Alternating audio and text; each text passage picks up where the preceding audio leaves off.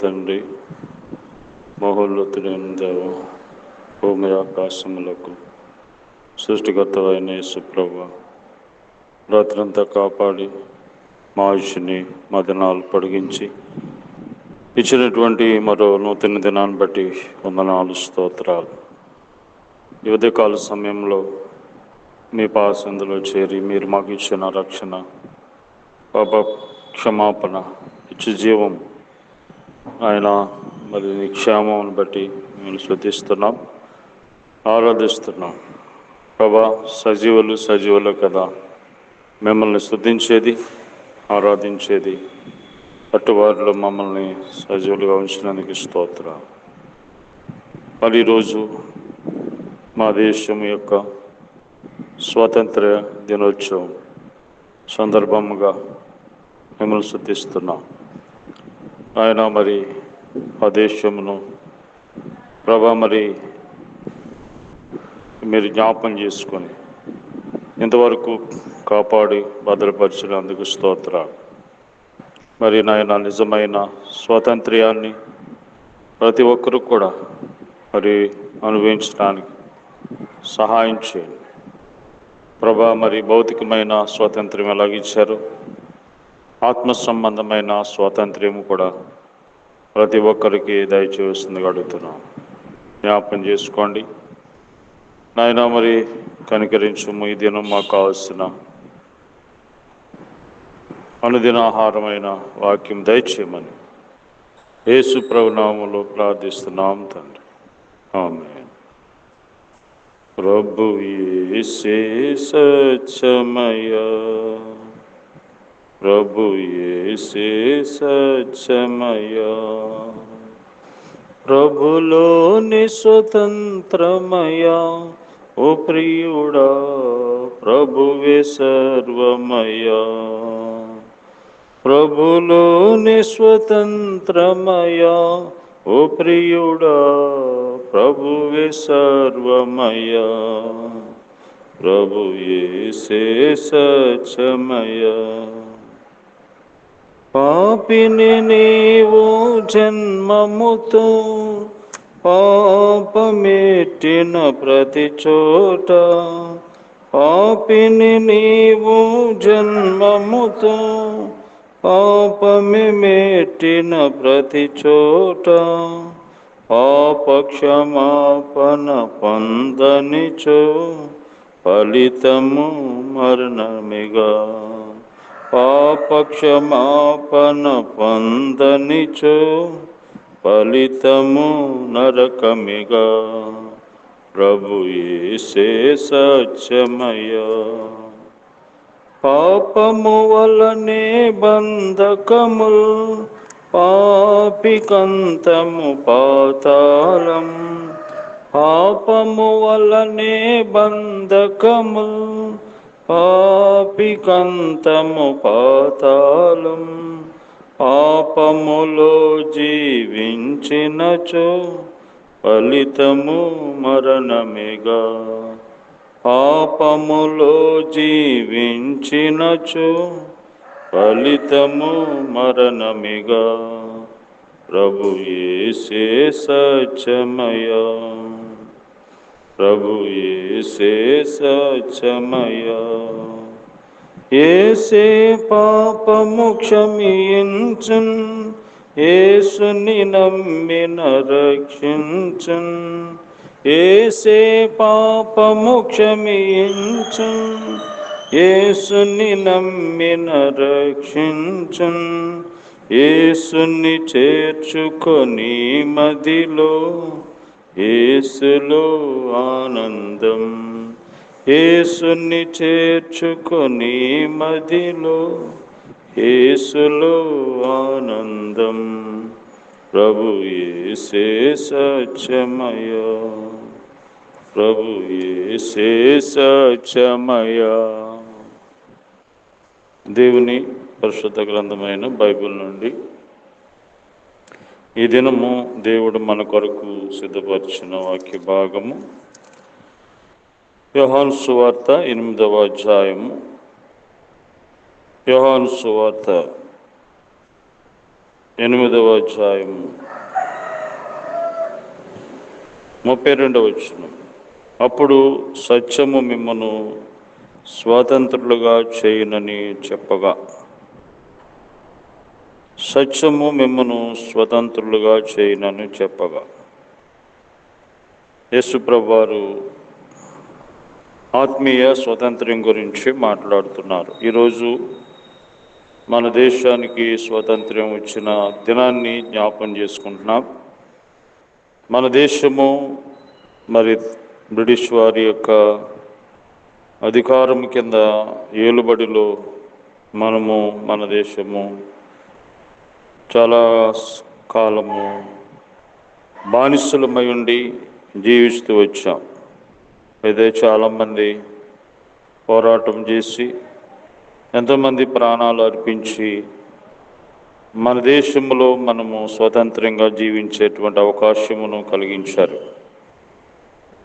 అయితే ఒక దేశము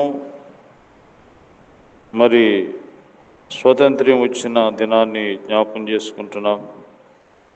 అయితే నిజమైన ఆత్మీయమైన స్వాతంత్ర్యం వచ్చిందా మానవుడికి అంటే అది ఇంకా చాలామంది జీవితంలో ఆ స్వాతంత్రం లేని వారిగా జీవిస్తున్నారు.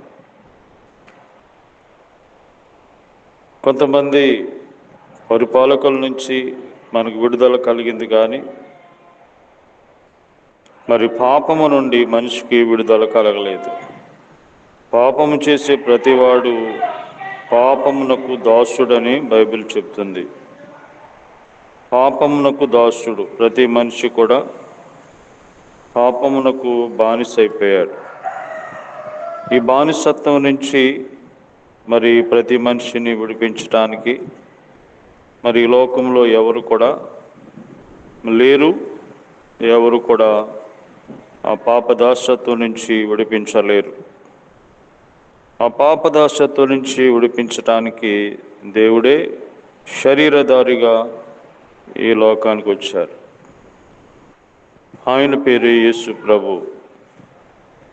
ప్రతి మనిషిని కూడా ఈ పాపదాసత్వం నుంచి విడిపించి స్వతంత్రులుగా జీవించడానికి, మనల్ని చేయటానికి ఆయన ఈ లోకానికి వచ్చారు.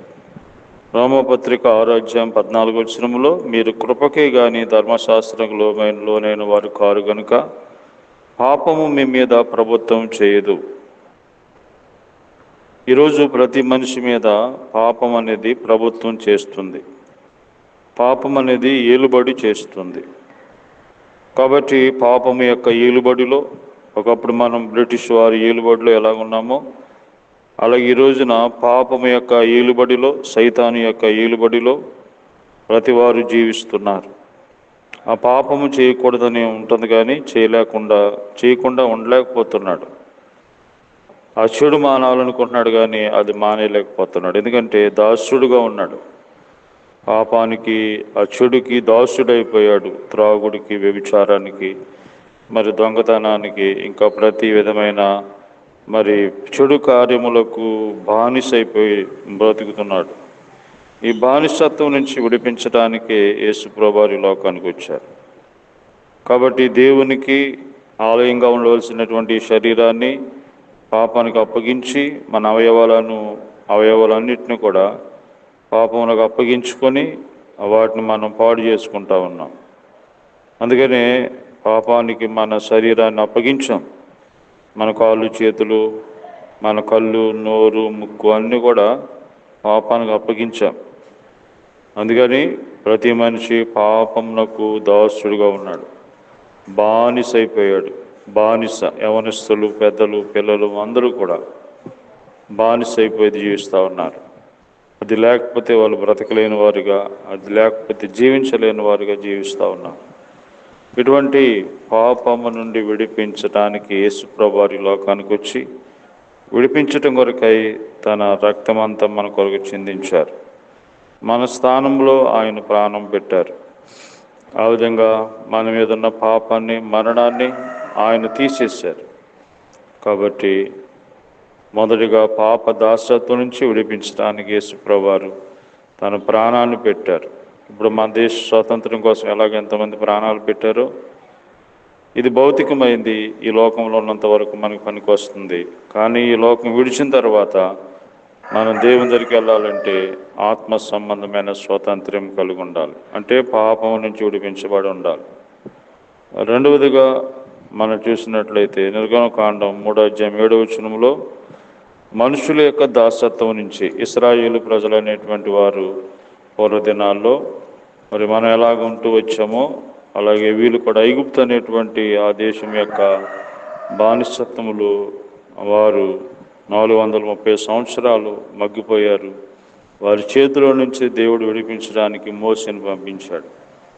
కాబట్టి వారు ఆ దేశంలో బాధలతో మరి వారి చేత వెట్టి సేకరి పనులు చేయించుకొని వారిని విసిగించి, వారి ప్రాణాలు విసిగించి నెమ్మది లేకుండా వారిని బాధ పెట్టారు. అలాంటి దేశం నుంచి, అలాంటి మనుషుల చేతిలో నుంచి దేవుడు విడిపించాడు. అలా ఇప్పటికీ చాలామంది మనుషులకు దాసులుగా జీవిస్తున్నారు. ఆ మనుషులు హింసిస్తూ ఉన్నారు. మరి ధనవంతుడు పేదవాడిని మరి హింసిస్తున్నాడు. మరి ఈ విధంగా బలవంతుడు బలహీనుణ్ణి బానిసగా చేసుకుని వాడిని హింసిస్తూ ఉన్నాడు. కాబట్టి నిజమైన స్వాతంత్రం వచ్చిందా? ఇప్పటికీ మరి డబ్బున్న వాళ్ళు డబ్బు లేని వాళ్ళని మరి బానిసలుగా చూస్తూ ఉన్నారు. మరి ఈ విధంగా మరి ప్రతి ప్రాంతంలో కూడా మనుషులను దాసులుగా చేసుకుని ఏలుబడి చేస్తున్నారు మనుషుల మీద. కాబట్టి ఇలాంటి మరి మనుషుల యొక్క దాసత్వం నుంచి కూడా దేవుడు విడిపించేటువంటి వాడు. కాబట్టి ఆయన అందుకనే ఈ భూలోకానికి వచ్చారు. తర్వాత మనం చూస్తే ఆయన మరణం అనే దాసత్వం నుంచి విడిపించడానికి ఈ లోకానికి వచ్చారు. కాబట్టి చివరికి ప్రతి మనిషి కూడా మరి లోకములు ఎంతకాలం బతికినా మనిషిగా పుట్టిన మహాత్ముడైన మరణ బలి దాస్యంలో లోబడిన వాడే జీవిస్తూ ఉన్నాడు. హెబ్రీ 2:14 కాబట్టి ఆ పిల్లలు రక్త మాంసములు గలవారైనందున ఆ ప్రకారమే మరణం యొక్క బలం గలవానిని అనగా అపవాదిని మరణం ద్వారా నశింపచేయుటకు జీవితకాలమంతయు మరణ భయం చేత దాస్యమునకు లోబడిన వారిని విడిపించుటకు ఆయన కూడా రక్త మాంసాల్లో పాలువాడాయను. కాబట్టి జీవితకాలం అంతా మరణ భయం చేత దాస్యమునకు లోబడిన వారిని, మరణ దాస్యం, కాబట్టి మరణానికి గురైపోతున్నటువంటి మరణ భయముతో ఉన్నటువంటి మనల్ని విడిపించడానికి రక్త మాంసాలు లేని దేవుడు రక్త మాంసాలు ధరించుకొని మరణాన్ని ఓడించాడు, మరణాన్ని తీసేశాడు. ఇప్పుడు మరణం అంటే భయం లేదు యేసుప్రభువుని నమ్ముకున్న వారికి. ఎందుకంటే మరణం తర్వాత దేవుని దగ్గరికి వెళ్తారు. యేసుప్రభువుని నమ్మకపోతే పాపంలో మరణిస్తే మరణం తర్వాత నిత్య నరకం, పాతాళం ఉంది. అందుకని ఆ స్థలానికి వెళ్ళకూడదని దేవుడు నిన్ను మరణం అనే దాసు నుంచి, అలాగే మనుషుల దాసత్వం నుంచి, పాపం అనే దాసత్వం నుంచి విడిపించడానికి దేవుడు ఇష్టపడుతున్నారు. ఈరోజే యేసుప్రభువా నేను పాపిని, నన్ను క్షమించు అంటే నువ్వు పాపం నుంచి విడుదల పొందుతావు. కాబట్టి మరణం అనే దాసత్వం నుంచి విడుదల, మనుషులనే దాసత్వం నుంచి విడుదల పొందుతావు. ఇది నిజం. కాబట్టి ఈరోజు ఎంతోమంది పాపమునకు బానిసలైపోయిన వారు యేసుప్రభు నమ్ముకోవడం ద్వారా విడుదల పొంది స్వతంత్రంగా జీవిస్తున్నారు. అటువంటి స్వతంత్రం దేవునికి ఇవ్వాలని ఇష్టపడుతున్నారు. రండి, నిజమైన స్వాతంత్ర్యము దేవుడే మనకిస్తాడు. ప్రేమగల ప్రభువా, దయగల తండ్రి, ఆత్మీయమైన స్వాతంత్ర్యాన్ని ఇవ్వడానికి లోకానికి వచ్చి మా కొరకే ప్రాణం ఇచ్చి మరణమును జయించి పాపమును తీసివేసినందుకు స్తోత్రాలు ప్రభా. మరి ఇంకెంతోమంది నాయన ఈ పాపం అనే దాసత్వంలో జీవిస్తూ ఉన్నారు, విడిపించండి. మరి ఆయన మాకైతే భౌతికమైన స్వాతంత్రం వచ్చింది, ఆయన వచ్చినా ఇంకా ఎంతోమంది మరి ప్రభా మరి బలవంతులే బానిస మరి బలహీనుల్ని బానిసలుగా చేసుకుని నిలబడి చేస్తున్నారు. నిజమైన స్వాతంత్రం ఇంకా దయచేయండి, ఆత్మీయ స్వాతంత్రం దయచేయండి. మా దేశ క్షేమం కొరకు, మా రాష్ట్రము, గ్రామ ప్రజలు, అధికారులు అందరి కొరకు ప్రార్థన చేస్తున్నాం. మీరే సహాయం చేయండి, రోగులను స్వస్థపరచండి నాయన. చదువుకుంటున్న వారు సహాయం చేయండి, ఆయా పనుల్లో ఉన్న వారికి తోడుగా ఉండండి, సహాయం చేయమని యేసు ప్రభు నామములో ప్రార్థిస్తున్నాం తండ్రి. ఆమె తండ్రి అయిన దేవుని ప్రేమ, ప్రభువైన యేసుక్రీస్తు వారి కృప, పరిశుద్ధాత్మ దేవుని అన్యోన్య సహవాసం ఈరోజంతా మనకి తోడయండి, కాపాడును గాక. ఆమె.